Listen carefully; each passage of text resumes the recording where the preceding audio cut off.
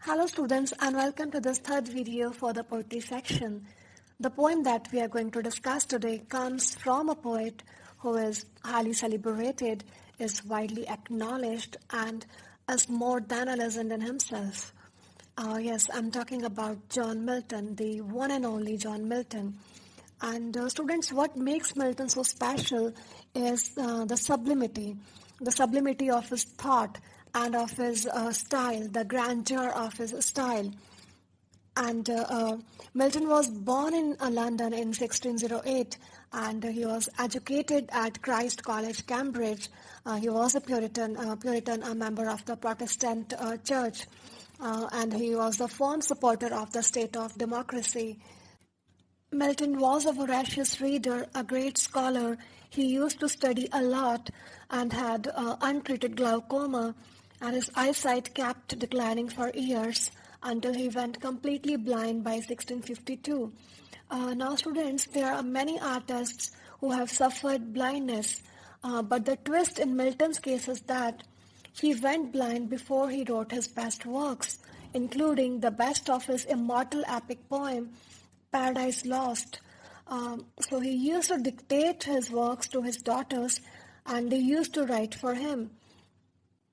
And even in the state of this blindness, he managed to write the best of the epics in the history of literature, Paradise Lost and Paradise Regained. And he had written a few of the great poems before getting blind, that is before 1652, such as his famous elegy, Lycidas. But he was not a famous poet by this point. He became famous after writing the works which he has written after getting blind. So that shows his genius. Milton was a big-time supporter of the Commonwealth government and has even written many pamphlets for them.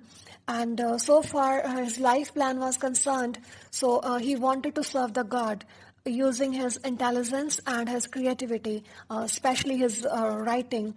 But when he went blind and was left with no vision, so he was entirely dependent on other people to read and write for him. But luckily his blindness was not as crippling as he thought it would be, and he adapted to the situation, and he managed to write the best of his works. Milton went blind at the age of 43. He most definitely felt devastated since he had enormous talent which he wanted to utilize. He wanted to serve God. He wanted to serve his country with his creativity, with his writings. But when he went blind, he couldn't use his talent, and he was pained. And this poem, it records that experience of Milton. It depicts that agony, that distress, that torment, that misery of Milton when he went blind without writing the best of his works, without utilizing the best of his talents, without investing the best of his energies on something which he was so keen to accomplish and to honor the Creator with his creativity. I hope you have got an overview of the poem and of Milton, and now we can move on to the text of the poem line by line. Please pay attention to the text of the poem on your screens. When I consider how my light is spent before half my days in this dark world and wide, and that one talent which is dead to hide, lost with me useless, though my soul more bent to serve there with my Maker and present my true account, lest he returning chide, doth God exactly labor light denied? I fondly ask, but patience to prevent. That murmur soon replies, God doth not need either man's work or his own gifts. Who best bear his mild yoke? They serve him best. His state is kingly, thousands at his bidding speed, and post over land and ocean without rest. They also serve who only stand and wait. In the opening stanza of the poem, Milton states that when he considers, when he thinks, when he contemplates that how he has lost his eyesight even before he has reached his middle age, and the world has become dark for him as he has lost his eyesight. This world is big, this world is quite wide, but he has lost his eyesight, so everything is dark for him now. There's no light left for him. And there is one talent with him. He has one talent which he can't utilize since he has gone blind. And that talent is so dear to him, that talent is so precious, that hiding that talent and not able to utilize that talent equals to a death. And the talent which he is talking about is his talent to write poetry, is his talent of creativity, his intelligence, his intellect. And this talent, this creative ability is lost, is kept hidden with him, is kept useless with him because he can't make use of it. And though from his soul is quite willing to utilize that. His soul is willing to serve God. He wants to utilize the best of his talents, the best of his energies to serve the Maker, to serve the God who has made him, who has created him, who has gifted him this talent, and he wants to use this very talent to serve his master, to serve the God. But he is not able to do that because he has lost vision, because his world has gone dark and it's wide. And he is without light in this big world, in this wide world. His days are without light. The speaker feels like his soul is endangered. He is left to navigate a dark and wild world without his vision. And he worries that he will be cast into further darkness if he can't make use of his talent, that talent which is buried deep within him, his creativity. Milton feels that he has the skills and intelligence to do great things out in the world, but he has been tripped up by a problem, that is, his light has run out, unfortunately. Some of the critics believed that Milton's blindness gave him a unique ability to depict light, darkness, and shadow. And this sonnet offers pretty strong evidence for this claim.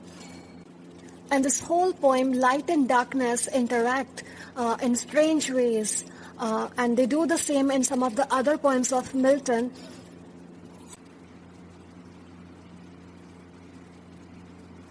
And the distinction between light and darkness is quite central to Christian religion.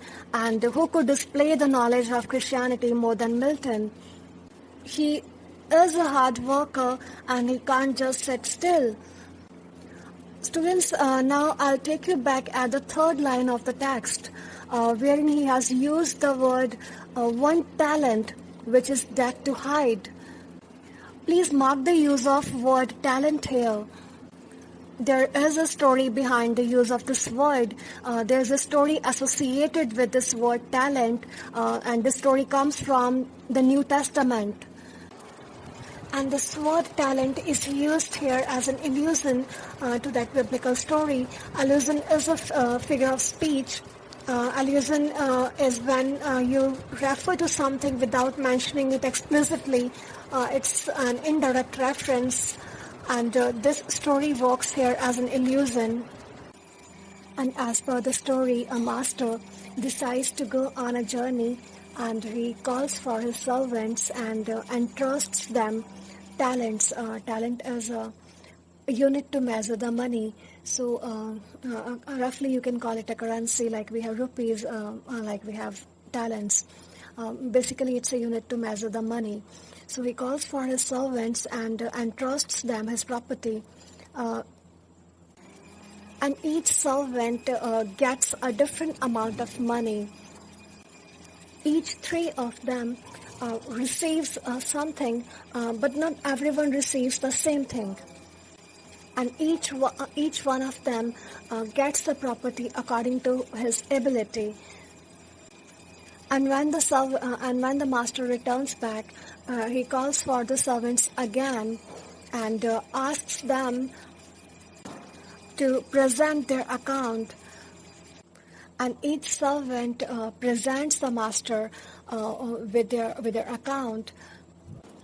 The first servant demonstrates that he has managed the talent well. The second servant too says the same thing, and the first and the second servant explain to their master that they have put their talent, put their money to work, that they have invested it and have doubled the value of the money which they were entrusted by the master, and the master rewards both the servants. But the third servant hides his talent, he hides his money, and he buries it in the ground, and he was punished by the master. The parable teaches us that success only occurs when we take action, when we work for it. Take for example, a farmer has to work the land to get his crops. Without working the land, he will definitely not reap a harvest. The third servant didn't work, and that was the reason that he earned nothing in return. Out of fear, he kept his talent buried, he kept his money buried. And he thought that it would not be lost or that he would not fail. But the thing is that he actually failed when he didn't attempt because of the fear of failing, and that was his mistake. And probably Milton is making use of this word talent here purposely because he's trying to compare his life with that of the servant, with that of the third servant who did hide his talent and didn't utilize it, and it was given to him by his Lord, but he didn't do anything with it. And similar way, Milton has a talent which is given to him by God, and his talent is his creative ability, but he's not able to utilize it, and he's feeling like that third servant, and he feels that he too will be punished the way the third servant was punished for not utilizing the gift which was given to him by God. And he is not able to submit his account, he is not able to present his performance report to the God, to his master, that I have made the best possible use of the talent which you gave me. And he is not able to say this thing to him because he couldn't utilize the talent since he went blind. And this is the feeling which keeps Milton perturbed, and he feels agonized, he feels miserable that he's not able to use this talent, and he feels like asking God, and he fears that God will scold him for not being able to utilize the talent which he gave him, which he gave to him. And he thinks that he plans to ask God if he expects the service from the folks who have lost their vision or who due to any reason are not capable to serve him, even if they are willing to, however hard they try, however hard they are willing to, but they are not able to perform. So does God expect from them too? He is cautious to ask this question because he is talking to God. And the season to question God's judgment is not to be taken lightly. And before the speaker could ask this question, his patience comes there. Patience is personified here. Personified means when you attribute the qualities of a living thing, qualities of an animate thing to the inanimate thing, it's called personification. So patience is personified here, and before he could ask God this question, that if he expects the people to serve who are not capable to serve him, his patience comes there to answer his question. Before the ultra-hesitant poet could ask the question from God, his patience comes there, and it states that God does not need his man's service, or he doesn't need even the utilization of his own gifts by the men, because his state is kingly, that is, God is omnipotent and his kingdom is huge. And there are thousands of people, thousands of servants, thousands at his command, who can sail our oceans, our lands, to to listen to his command and to perform for it and to work for it, and that God is much more forgiving than he can think of. See, and this whole poem, Milton is using his own condition, his blindness, to explore his faith in God. In the beginning, the tone of the poem was complaining. The attitude of Milton was complaining, because he was complaining to God that after giving him this much talent, why he had to make him blind. And what's the point of gifting this much talent when one is not left capable to utilize that talent? So how can he make use of this talent in this condition? And this was the reason that his faith in God was wavering. But then fortunately his own patience comes to him, and it answers that it assures that he need not worry about it, because God doesn't expect anything from anybody. That God already has thousands of people running at his command, running around across land and sea to serve him.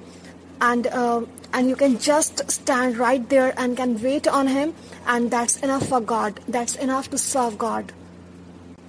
And that too will count. And the patience further adds that the best servants of God are the ones who bear life's burden the best. Yoke means burden. So in the final resolution, the patience comes to answer the poet, and he states that he answers the poet that God doesn't need either man's work or his own gifts, that God doesn't need anything from Milton, God doesn't need anything from him. And even if he stands there and is loyal to God and is willing to wait, even if he doesn't do anything and just keeps on waiting, then too it will count as the service of God, and he need not worry about performing since he is blind. So he doesn't need to worry about, he doesn't need to tax himself over his failure to do something, over his failure to produce something creative to serve God. Since even if he would wait there silently, then too he would be called the server of God. The second part of the poem asserts that people can serve God in different ways, and what actually counts is the intent and the grace with which one deals with the hardships in one's life. In the second half of the poem presents a different view of the world, which is not dark and wide, as Milton felt in the first stanza. And in the second view, the world is a huge kingdom with thousands and thousands of servants working to achieve God's will. And some of those servants speed from continent to continent, like the characters in an Indiana Jones movie. While others just stand around until the King God calls for them. Now let's pay attention to the figures of speech used in the poem. If you observe the very opening line of the poem, the word light is used there, and it is a pun there.